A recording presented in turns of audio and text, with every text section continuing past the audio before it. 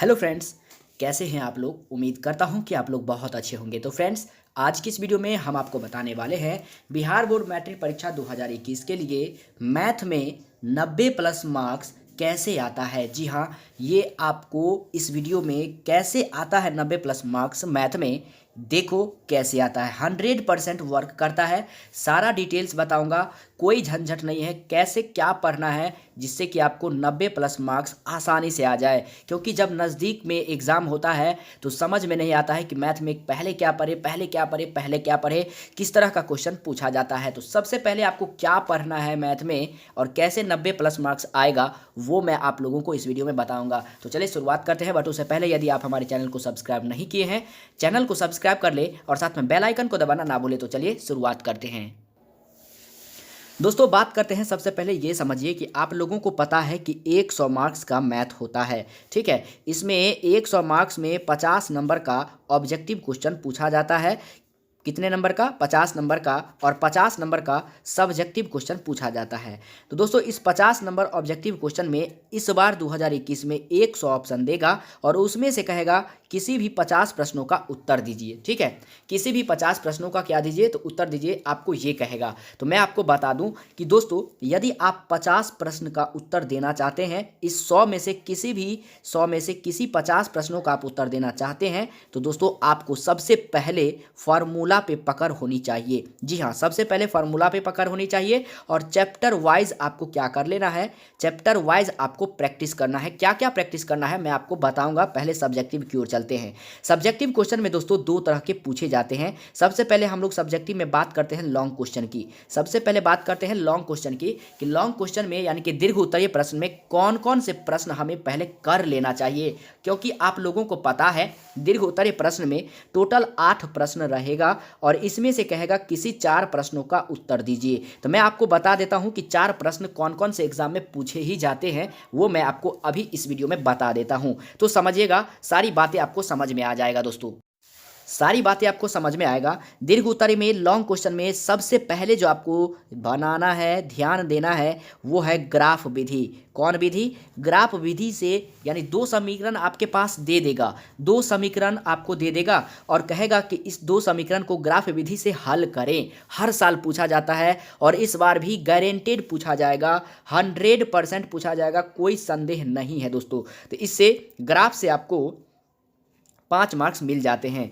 ये long question होता है ना, ये 20 नंबर के पूछे जाते हैं। कितने नंबर के? 20 नंबर के, जिसमें आपका 5 नंबर ग्राफ दे देगा, ठीक है। उसके बाद दोस्तों, अगर ग्राफ में कहीं आपको दिक्कत होता है तो नीचे डिस्क्रिप्शन बॉक्स में मैं लिंक दे दूंगा, आप बना लीजिएगा। अगर दिक्कत नहीं होता है तो ग्राफ में टेंशन लेने की जरूरत नहीं है, बनाने की जरूरत नहीं है, मेरा वीडियो देखने की जरूरत नहीं है दोस्तों। अब बात करते हैं हम रचना की। रचना का मतलब होता है जैसे एनसीईआरटी मैथ में, एनसीईआरटी मैथ में 9.1 का जो उदाहरण और जो सवाल होते हैं, उस सवाल को यदि आप सॉल्व कर लेते हैं, समझ लेते हैं, तो दोस्तों रचना आपको 5 नंबर का पूछा ही जाता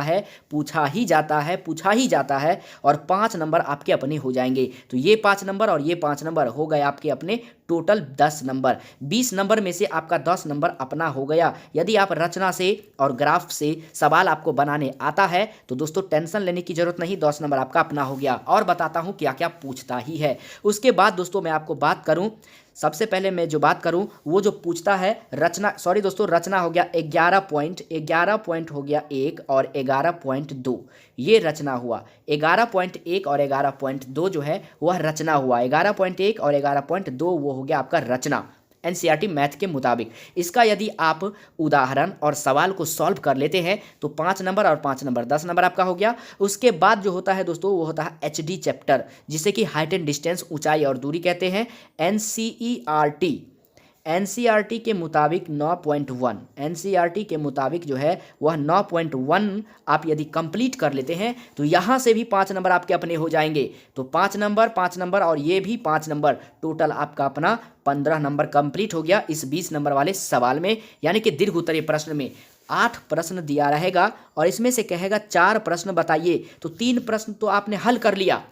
अब 5 सवाल, 8 में से 3 सवाल सॉल्व कर लिया तो अब आपके पास 5 सवाल बचेगा और इस 5 में से किसी एक प्रश्न का और जवाब देना है। और इस प्रश्न के लिए बात ये फंसता है कि दोस्तों एक सवाल और आपको बनाना है, जिसमें कि 20 नंबर में 15 नंबर आपका अपना हो गया, तो 5 नंबर और लाने के लिए आपको जो एक सवाल और बनाना पड़ेगा, उस सवाल में क्या क्या हो सकते हैं समझिए। उस सवाल में आपको प्रमेय हो सकता है, 12 नंबर चैप्टर से सवाल हो सकता है, 13 नंबर चैप्टर से सवाल हो सकता है, या फिर ट्रिगोनोमेट्री से 2 सवाल दे दिए जाते हैं, ट्रिगोनोमेट्री से 2 सवाल दे दिए जाते हैं। तो प्रमेय, 12, 13 और ट्रिग्नोमेट्री अगर ये आप कंप्लीट कर लेते हो तो दोस्तों जो आपका 20 नंबर में 15 नंबर हो गया, जो 5 नंबर बाकी है वो 5 नंबर आपको इससे मिलने वाले हैं। जी हाँ, ये 5 नंबर आपको जो है इस चीज़ से मिलने वाले हैं। इसलिए आपको मैथ में केवल प्रमेय, 12, 13 और ट्रिग्नोमेट्री को अच्छा से देख लीजिएगा, क्योंकि यहाँ से आपको 2 मार्क्स के सवाल भी पूछे जाते हैं और यदि 5 नंबर में 2 नंबर का 2 सवाल पूछ दिया तो इस तरह से 5 मार्क्स के भी पूछ लिए जाते हैं। इसलिए आपको मैथ में दीर्घ उत्तरीय प्रश्न में केवल इतना पढ़ना है जो मैंने अभी अभी आपको बताया। सबसे पहले आपको क्या पढ़ना है, ग्राफ विधि से समीकरण का हल। अगर नहीं आता है तो सीख लीजिएगा, नीचे कमेंट बॉक्स में बताइएगा, नीचे डिस्क्रिप्शन बॉक्स में लिंक है, जाकर के सीख लीजिएगा। ग्राफ विधि से अगर आता है तो कोई बात नहीं, रचना आना चाहिए, नहीं आता है तो नीचे डिस्क्रिप्शन बॉक्स में लिंक है, आता है तो नहीं देखना है। एचडी चैप्टर 9.1 से सवाल पूछे ही जाते हैं हर साल एग्जाम में। इस तरह से 15 नंबर आपका अपना हो गया। उसके बाद प्रमेय, 12 नंबर चैप्टर, 13 नंबर चैप्टर और ट्रिगोनोमेट्री अच्छा से आना चाहिए, जो कि दोस्तों आपको 2 सवाल पूछ लिए जाते हैं 5 मार्क्स के, और ये 2 मार्क्स के भी सवाल आपको पूछे ही जाएंगे। तो इस तरह से अगर आप तैयारी करते हैं तो बाकी कुछ नहीं पढ़ना है। 5 नंबर वाला सवाल पे आपको ज़्यादा ध्यान नहीं देना है। 5 नंबर वाले यानी कि दीर्घ उत्तरीय प्रश्न केवल इतना ही पूछा जाएगा। अब बात करते हैं हम दोस्तों 2 मार्क्स की। अब दोस्तों बात करते हैं हम 2 मार्क्स वाले प्रश्न की। 2 मार्क्स में किस तरह के सवाल पूछे जाते हैं, तो क्षेत्रफल पूछा जाता है त्रिभुज का, जिसमें आपको निर्देशांक दे दिया रहेगा।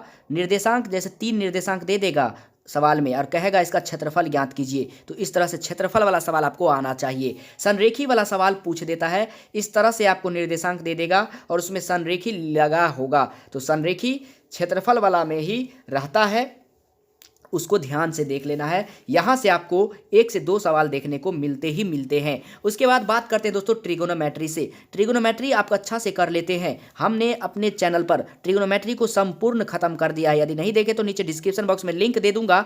अगर आपको ट्रिगोनोमेट्री अच्छा से आता है तो देखने की जरूरत नहीं है, आपके 2 मार्क्स और 5 मार्क्स यहाँ से आने वाले हैं, तो यहाँ से भी आपको 1 से 2 सवाल देखने को मिलेगा। उसके बाद बात करते हैं एपी की। दोस्तों एपी में आपको मात्र आसान सवाल को देख लेना है। एपी में मात्र आपको आसान वाले सवाल को देख लेना है, यहां से भी 2 सवाल मिलते हैं। लॉसो और मौसो वाला सवाल देखना है दोस्तों, जो कि पहला चैप्टर में दिया गया है। पहला चैप्टर में वास्तविक संख्या में लॉसो और मौसो जो पूछता है, यहां से भी आपको 1 से 2 सवाल देखने को मिल सकते हैं। ठीक है, उसके बाद बात करते हैं दोस्तों, यदि समीकरण दिया रहेगा उसको कहेगा पूर्ण वर्ग विधि से, गुणनखंड विधि से, प्रतिस्थापन विधि से, वज्र गुणनखंड विधि से और विलोपन विधि से समीकरण को हल करे। तो ये सारे विधि आपको आना ही चाहिए। यहां से 2 सवाल हर साल एग्जाम में पूछे ही जाते हैं। ठीक है, उसके बाद बात करते हैं माध्य, माध्यक और बहुलक की। यहां से आपको जरूर से जरूर 2 सवाल देखने को मिलते हैं। इस तरह से देखिए 2 सवाल, 2 2 4, 5 2 7, 7 2 9, 9 2 11, इस तरह से 11 सवाल 2 नंबर वाले पूछे जाएंगे आपके एग्जाम में 110%।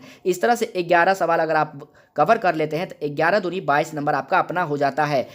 30 सवाल देगा, 30 सवाल में से कहेगा किसी भी 15 सवाल का जवाब दीजिए, तो 11 सवाल तो आपने अगर ऐसे कर लेते हैं तो 11 सवाल आपका अपना हो जाएगा। और जो 4 सवाल बचते हैं वो एनसीईआरटी वीवीआई क्वेश्चन को देख लीजिएगा। और वो एनसीईआरटी का वीवीआई क्वेश्चन आपको कहाँ से मिलेगा, आप मुझे कमेंट करिएगा और कमेंट बॉक्स में अपना व्हाट्सएप नंबर दे दीजिएगा। आपको व्हाट्सएप नंबर पर मैं एनसीईआरटी का वीवीआई क्वेश्चन दे दूंगा। एनसीईआरटी का वीवीआई गेस क्वेश्चन मैंने किया है, वो मैं आपको दे दूंगा। केवल उतना कर लेते हैं ना तो आपका 2 मार्क्स और 5 मार्क्स बिल्कुल आसान हो जाएगा। अब बात करते हैं दोस्तों ऑब्जेक्टिव क्वेश्चन की। ऑब्जेक्टिव क्वेश्चन पे चले आइए। ये ऑब्जेक्टिव क्वेश्चन आपका कैसे कवर होगा, तो मैं आपको बता दूं कि जो आपके पास प्रैक्टिस सेट है, चाहे वो एग्जाम आइडिया क्वेश्चन बैंक है या ब्रिलियंट गेस पेपर है या कोई भी गेस पेपर आपके पास है, तो सारे चैप्टर से कम से कम 5 ऑब्जेक्टिव क्वेश्चन को बनाने का प्रयास कर दीजिए अभी से रोजाना,